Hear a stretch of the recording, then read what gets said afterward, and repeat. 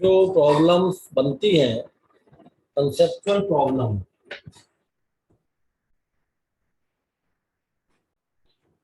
Gauss theorem के ऊपर base जो जो प्रॉब्लम बन रही है,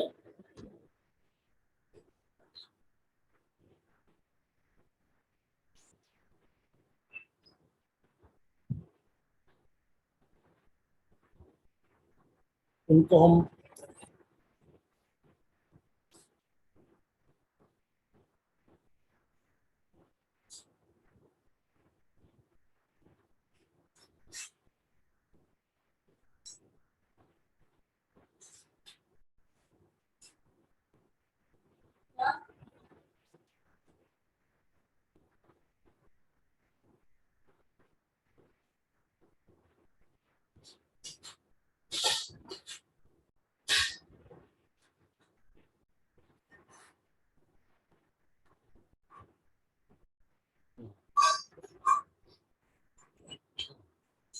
देखिए। तो गॉस थ्योरम पे जो कॉन्सेप्चुअल प्रॉब्लम बन रही है, गॉस थ्योरम क्या बताई थी हमने कि अगर कोई चार्ज एनक्लोज्ड है बाय ए सरफेस, कोई सरफेस किसी चार्ज को चारों तरफ से घेर रखा है, this charge is enclosed by the surface, तो फ्लक्स निकालने का डायरेक्ट फॉर्मूला है 1/ε0 charge enclosed. If any charge is enclosed by a surface, then we can find the flux by using this formula 1/ε0 charge inside। ये Gauss theorem है। इसको हमने कल discuss किया था, इसको प्रूफ भी कराया था, गॉस थ्योरम का प्रूफ करवाया था। अब हम इस पे बेस कंसेप्चुअल प्रॉब्लम्स थोड़ी सी देखते हैं, किस टाइप की प्रॉब्लम बनती है conceptual problem based on Gauss theorem. जैसे हमने कहा कि ये एक सरफेस है and plus 4 microcoulomb minus 2 microcoulomb plus के 1 माइक्रोकूलम, ये चार्ज जो है रखे हुए हैं।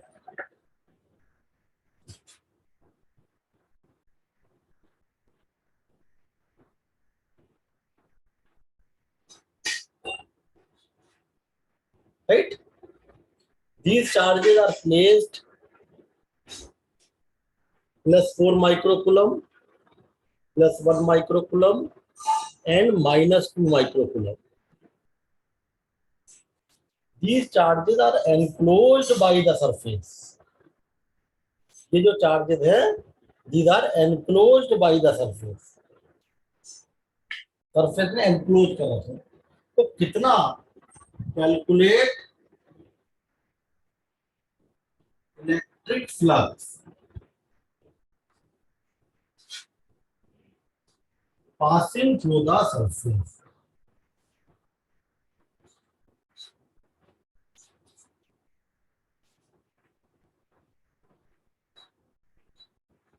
कितना इलेक्ट्रिक फ्लक्स इस सरफेस से पास होगा। तो देखिए सिंपल सी बात है, फ्लक्स क्या होता है 1/ε0 क्यू इनसाइड। टोटल चार्ज इसके अंदर जितना भी है वो सब आ जाएगा। What is Q inside? इसके अंदर कौन सा कितना चार्ज है 4 माइक्रोकूलम प्लस के 1 माइक्रोकूलम और माइनस के 2 माइक्रोकूलम, ठीक है ना। तो इट इज 1/ε0 4 और 1 5 माइनस 2 3 माइक्रोकूलम। अब इतना भी छोड़ सकते हैं, बट अगर कैलकुलेटिव आंसर पूरा देना है तो इसकी वैल्यू ε0 इज 8.85 into 10 की power -12। This is the permittivity of free space into 3 microcoulomb 3 into 10 की पावर -6। कितना फ्लक्स आ गया। एंड सेकंड, हमने कहा कि ये दो स्फीयर हैं, these are two spheres S1 and S2. These are two spheres S1 and S2, and ये दो स्फीयर हैं और ये हमने दे दिया यहाँ पर 3 microcoulomb, this is -1 microcoulomb and this is 2 microcoulomb. Calculate the ratio of electric flux through S1 and S2। S1 और S2 से पास होने वाला जो फ्लक्स है उसका रेशियो हमें बताना है। तो देखो सिंपल है, S1 चार्ज में कितना चार्ज एनक्लोज किया है, S1 एनक्लोजेस चार्ज कितना, how much charge enclose by S1, एक तो +3 माइक्रोकूलम और एक -1, दैट इज 2 माइक्रोकूलम, क्योंकि हम वही तो लेते हैं जो चार्ज एनक्लोज हुआ है। एक गॉस थ्योरम क्या है, 1/ε0 total charge inside, total charge inside. तो अब यहाँ देखो, यानी कि S1 से पास होने वाला flux, electric flux passing through S1 is I1 is equal to 1/ε0। कौन सा चार्ज आएगा, जो S1 के अंदर आया, एनक्लोज बाई S1। S1 ने कितना एनक्लोज किया, S1 ने कितना चार्ज एनक्लोज किया, 3 माइक्रोकूलम और -1 माइक्रोकूलम। ये चार्ज आप लिख देंगे यहाँ पर, देखिए 3 माइक्रोकूलम एंड -1। तो फ्लक्स आ गया 1/ε0 2 माइक्रो।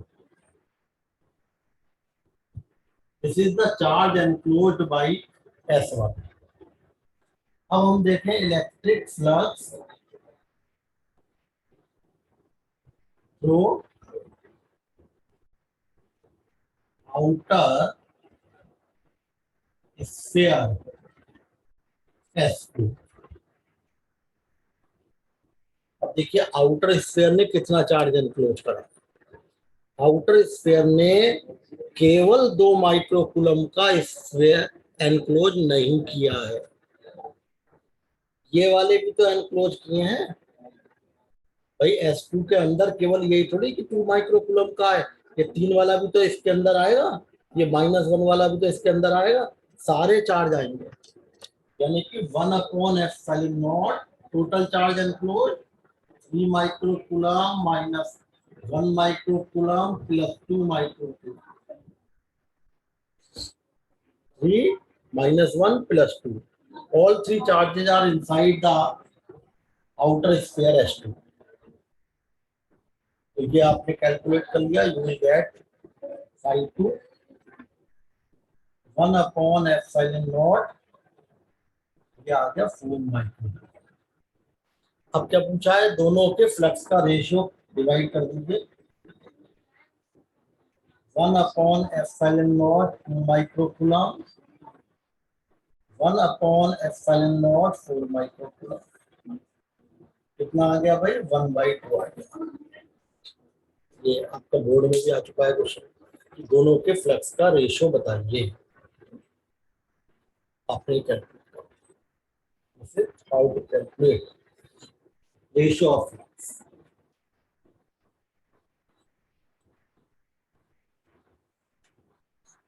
अब ऐसे ही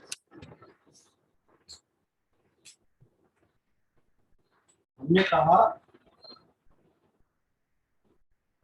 कि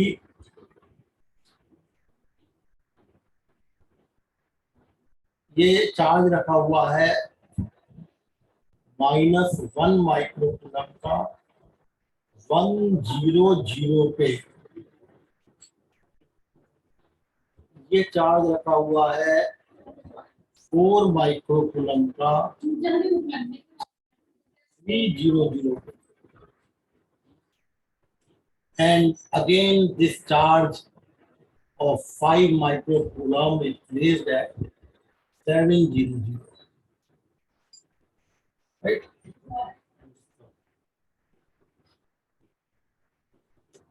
How much electric flux passes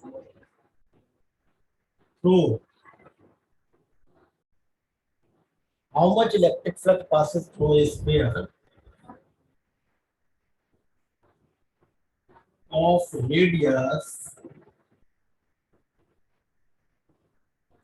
4 centimetre, ये सब मान लिया सेंटीमीटर में, 4 centimetre and centre at origin. यानी कहने का मतलब ये है कि ये डिस्टेंस तुम्हारी हो गई 1 सेंटीमीटर, ये डिस्टेंस आपकी हो गई 3 centimetre and similarly 7 centimetre. How much electric flux passes through a sphere of radius 4 centimetre? देखिए 4 centimetre and centre lies at origin. तो first of all we will draw a sphere of radius 4 centimetre. तो 3 centimetre ये है और ये distance है 7 centimetre. इसका मतलब ये कहीं ऐसा है,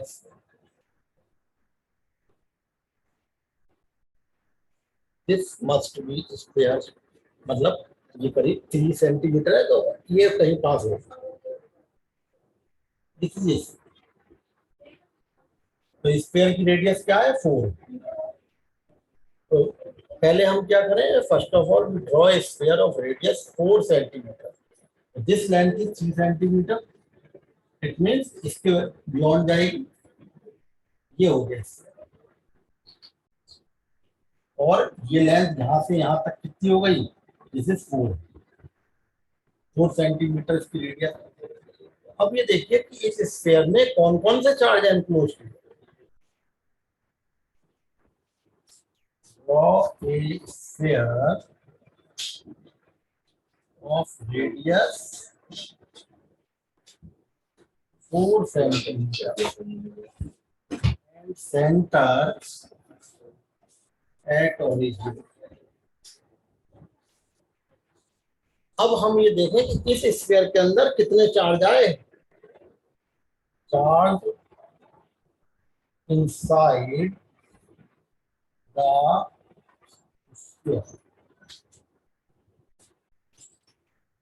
स्फीयर के अंदर चार्ज कौन से, तो -1 माइक्रोकूलम एंड 4 माइक्रोकूलम।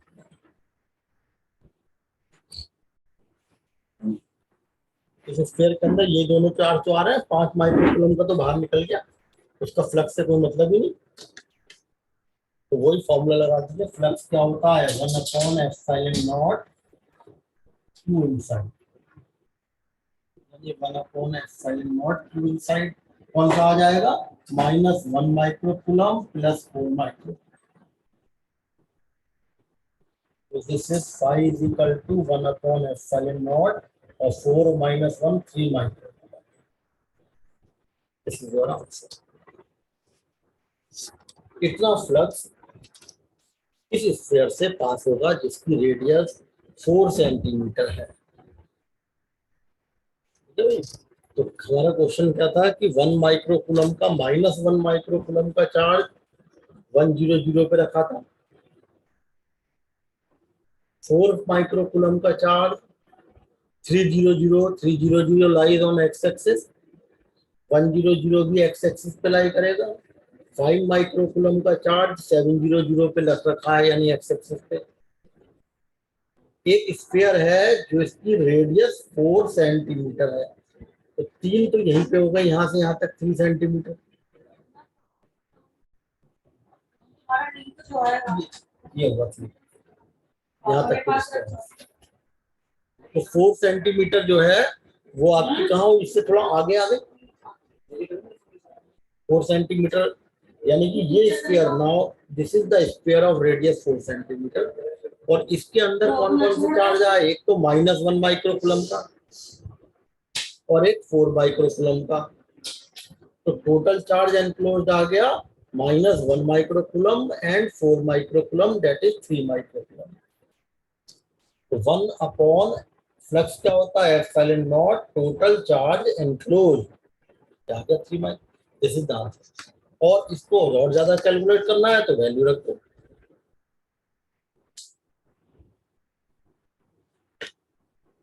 ये हमने बताया इस टाइप से क्वेश्चन।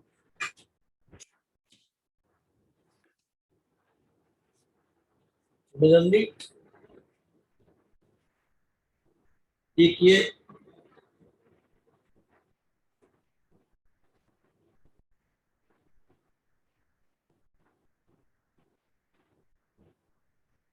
ट्यूब है,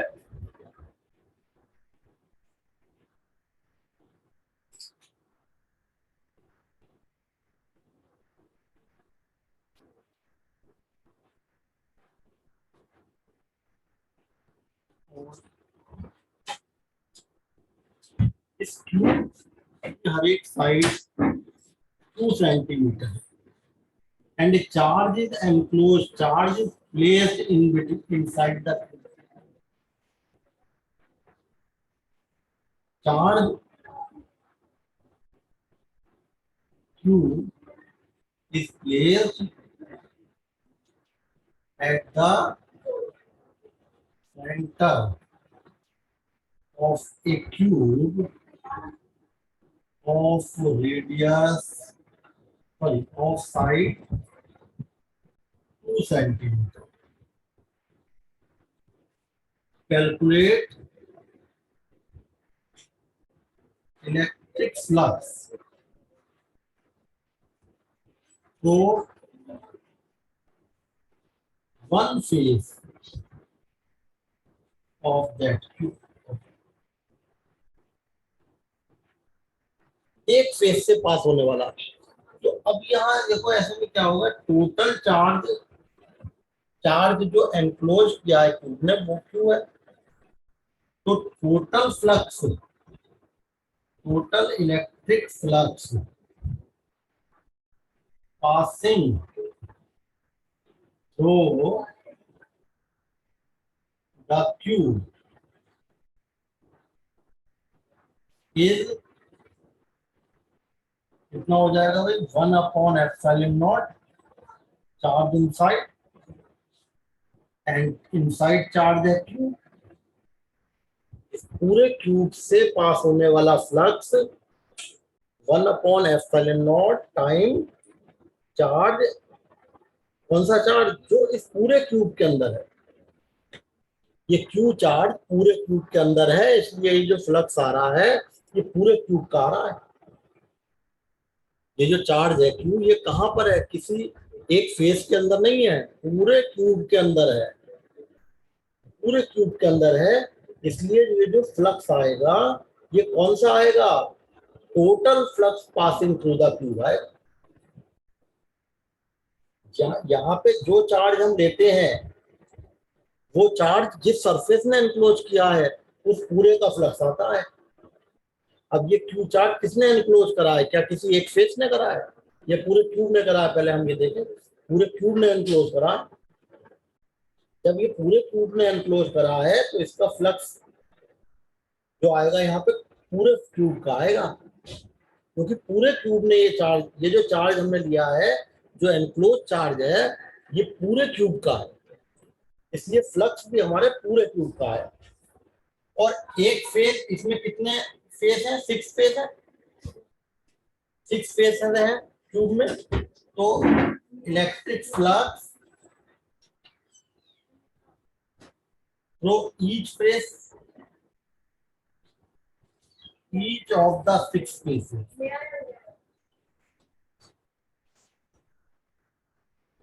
ये जो 6 फेज है उनमें से हर एक से कितना फ्लक्स पास होगा, 1/6 कर देंगे, इस वाले का 1/6 हो जाएगा, क्योंकि ये तो टोटल फ्लक्स है जो कि पूरे ट्यूब से पास हो रहा है, और टोटल फ्लक्स पूरे ट्यूब से पास हो रहा है, तो पूरे ट्यूब में कितने फेज आ रहे हैं, 6, तो 6 फेजेस से पास हो रहा है, तो एक से कितना हुआ,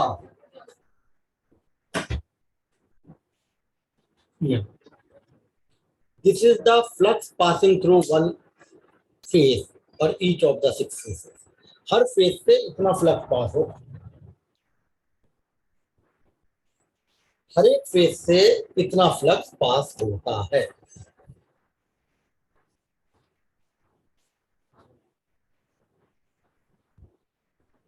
सिमिलरली देखिए एक जगह ऐसे भी बन सकता है, ये इसमें ये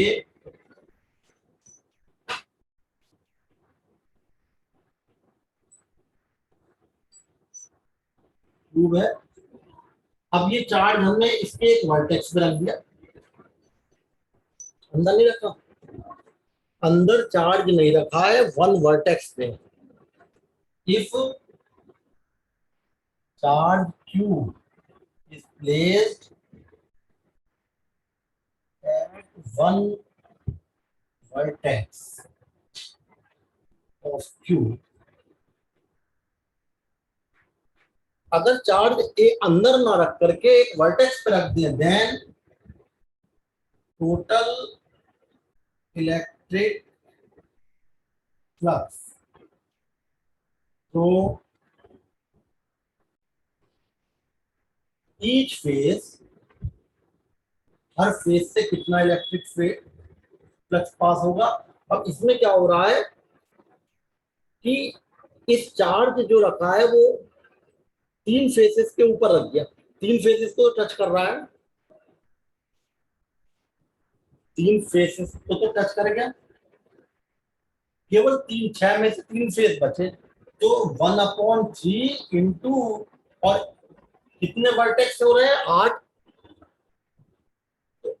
इंटू 1/8 टोटल चार्ज एनक्लोज्ड, भाई आपका 1/8 नहीं, Fi का मतलब यहाँ पर टोटल फ्लक्स, यानी कि 1/24 1/ε0 टाइम दिया है। 1/24 क्यों हुआ, क्योंकि 8 वर्टेक्स थे, तो एक तो 1/8 वर्टेक्स पे चार्ज रखा है, तो 8 जगह बढ़ गया, ये 1/8 तो ये हो गया, और 3 फेस तो चार्ज के ऊपर ही आ गए, ऊपर वाला फेस भी चार्ज को टच कर रहा है, ये वाला भी टच कर रहा है, पीछे वाला भी, केवल 6 में से 3 फेस बचे, तो उसका भी 1/3 कर दिया, 1/24 हो गया टोटल चार्ज, टोटल फ्लक्स का 1/ε5। If charge is placed at one of the vertex, then her face से कितना फ्लक्स पास हुआ, 1/24 Q/ε0। अब देखिए ये तो आपके हमने बताया फ्लक्स के ऊपर बेस्ड क्वेश्चंस, इस टाइप से आपके बनते हैं। अब इसी में इसकी एप्लीकेशंस आती हैं, एप्लीकेशन,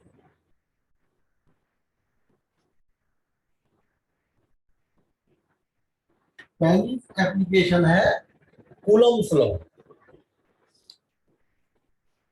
गॉस थ्योरम से Coulomb's law, Coulomb's law by Gauss theorem, Gauss theorem की हेल्प से कूलम्ब्स लॉ को प्रूव करते हैं। तो वही, एक तो हमने मान लिया ये कोई चार्ज रखा हुआ है, और जब हम बात कर रहे हैं गॉस थ्योरम की, तो चार्ज एनक्लोज तो करना ही पड़ेगा, क्योंकि चार्ज को एनक्लोज करे बिना हम गॉस थ्योरम नहीं लगा सकते। सबसे पहले हमने क्या किया, एक ऐसे स्फीयर बना लिया। चार्ज को जब एनक्लोज करेंगे तो एक स्फेरिकल सरफेस आएगी, एक गॉसियन स्फेरिकल सरफेस। ये this is a sphere which encloses the charge Q, and इसकी जो रेडियस है गॉसियन स्फेरिकल सरफेस की, वो R है। अब मान लिया हमने कहाँ पे फील्ड निकालनी है, P पे। तो ये बात का ध्यान रखना है कि गॉसियन सरफेस ऐसी हो कि P पॉइंट जहां पर फील्ड निकालनी है वो सरफेस के ऊपर लाई करे। Consider charge Q and P is the point R distance away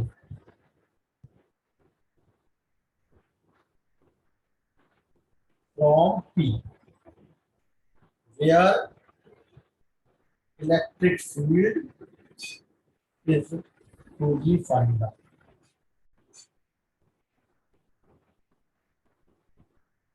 charge Q है और and P is the point, मान लिया कितनी डिस्टेंस पे है, R डिस्टेंस पे, जहां पर इलेक्ट्रिक फील्ड निकालनी है। तो हम सबसे पहले क्या करेंगे, गॉसियन स्फेरिकल सरफेस मानेंगे R रेडियस। तो एक Gaussian spherical surface of radius R, क्यों मानिए R रेडियस की, ताकि P पॉइंट सरफेस के ऊपर लाई कर जाए। गॉसियन सरफेस ऐसी मानते हैं कि जिस पॉइंट पर हमें इलेक्ट्रिक फील्ड निकालनी है वो पॉइंट उस गॉसियन सरफेस के ऊपर आ जाए।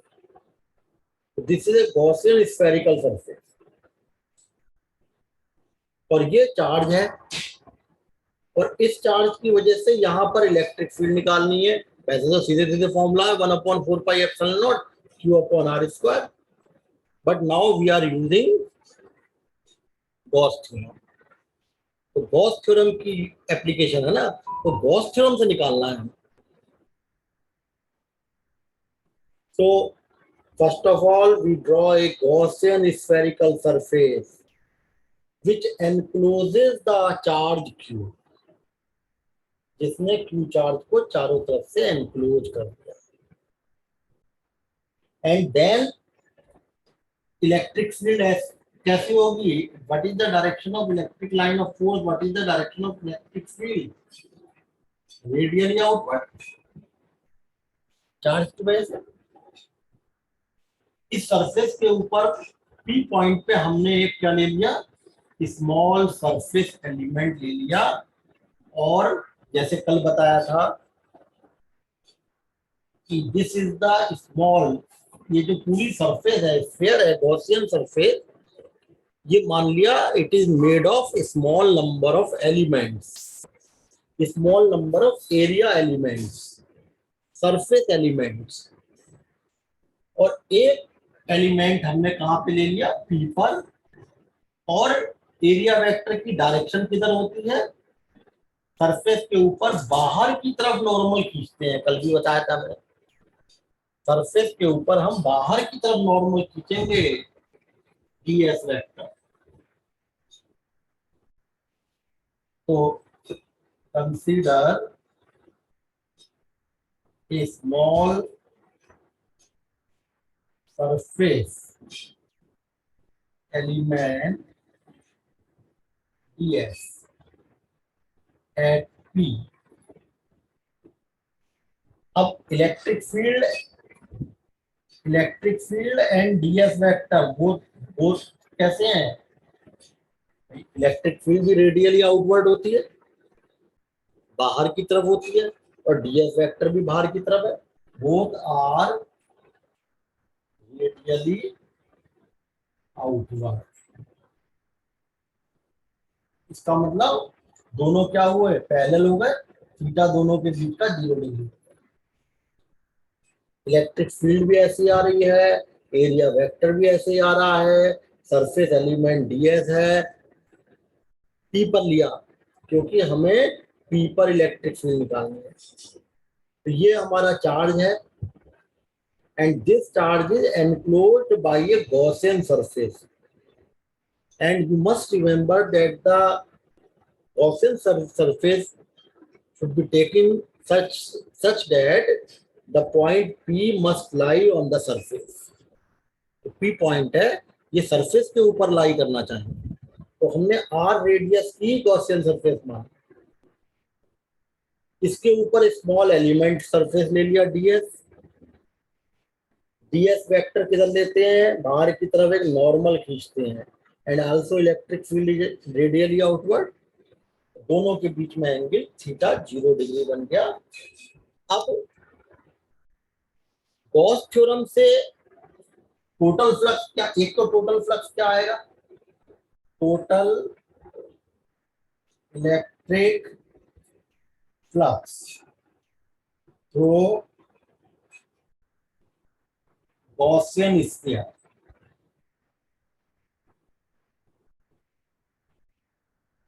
क्या हो जाएगा भाई? टोटल वन, हमने बताया था कि एक स्मॉल एलिमेंट से पास होने वाला फ्लक्स ले लेते हैं। स्मॉल डीएस एलिमेंट से पास होने वाला फ्लक्स कितना हो गया? ई डॉट डीएस, और इसको इंटीग्रेट कर देते हैं। ये ई डॉट डीएस कौन सा है? ई डॉट डीएस कौन सा फ्लक्स है? जो केवल स्मॉल सरफेस एरिया डीएस से पास हो रहा है। E dot DS is the electric flux that passes through a small surface area। Small surface area से जो पास हो रहा है DS, that is flux is E dot DS.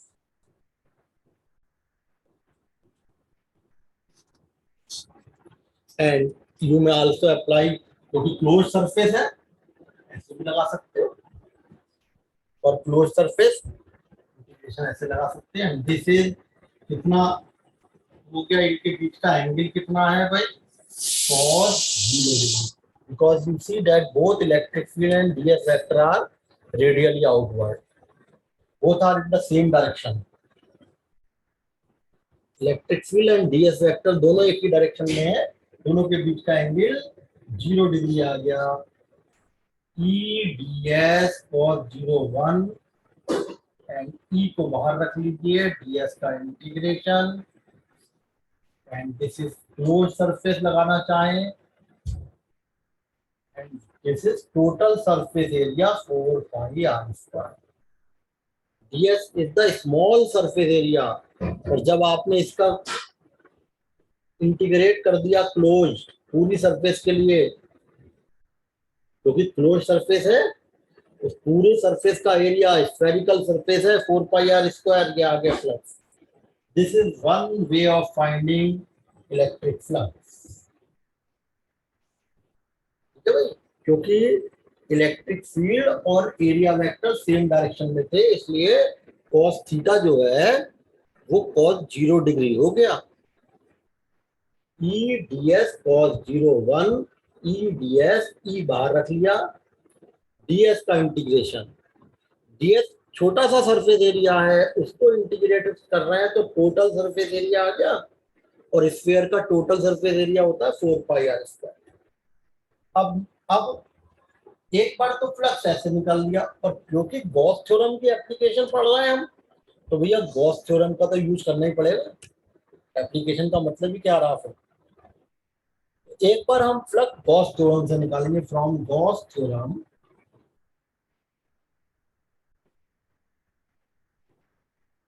Flux क्या होता है 1/एप्सिलॉन नॉट क्यू इनसाइड। और जरा देखना इस गॉसियन सरफेस के अंदर कितना चार्ज एनक्लोज्ड है, इस गॉसियन स्फेरिकल सरफेस में कितना चार्ज एनक्लोज्ड है, दैट इज क्यू। गॉसियन एक बार तो हमने फ्लक्स लगा निकाला है ई डॉट ए वाले फॉर्मूले से, ई डॉट डीएस से, ई डॉट एरिया, और एक बार हमने निकाला flux by using Gauss theorem, charge is Q inside. अब इन दोनों फ्लक्स को हम कंपेयर कर सकते हैं, कंपेयर इक्वेशन 1 एंड 2, दोनों को हम कंपेयर कर दें, दोनों से जो फ्लक्स निकाला है हमने उसको कंपेयर कर दिया, एक बार तो ई डॉट डीएस से निकाला है और एक बार इससे निकाला, कंपेयर 1 एंड 2, तो कितना हो जाएगा भाई, एक तो फ्लक्स हो गया था, कितना आया था 1 अपॉन, देखो ई इंटू 4 पाई r स्क्वायर आ गया, इक्वल टू 1/एप्सिलॉन नॉट क्यू, या दोनों इक्वेशन को कंपेयर करें तो पहली इक्वेशन से तो फ्लक्स आया था, दोनों से फ्लक्स आ गया 1 और 2 से, ये पहली इक्वेशन कह रही है कि फ्लक्स जो है ई इंटू 4 पाई r स्क्वायर आया, दूसरी इक्वेशन कह रही है फ्लक्स ये आया, दोनों से फ्लक्स आ गया। ई की वैल्यू क्या आ गई, ये 4 पाई हमने देखो इसके साथ लिख लिया, ये जो 4 पाई है ये हमने इसके साथ लिख दिया, और r स्क्वायर जो बचा था वो हम इसके नीचे ले गए। अब इलेक्ट्रिक फील्ड एट पी, ये फिर इलेक्ट्रिक फील्ड एट पी या आर डिस्टेंस पे। अब फोर्स, कूलम्ब्स लॉ तो फोर्स बताता है, तो मान लेते हैं यहाँ पर एक टेस्ट चार्ज रखा है, let Q naught charge is placed at P, तो फोर्स कितना लगेगा Q naught into E, Q naught charge रखा है, अब रख दो भाई ई की value 1/4 pi epsilon naught Q upon R square, देखो हो गया Coulomb's law 1/4 pi epsilon naught, एक Q ये आ गया और एक Q नॉट ये आ गया, Q into Q naught upon R, हो गया Coulomb's law Q1 Q2 upon R square. तो हमने मान लिया इस इलेक्ट्रिक फील्ड में कोई Q नॉट चार्ज रखा है, तो उस पर कितना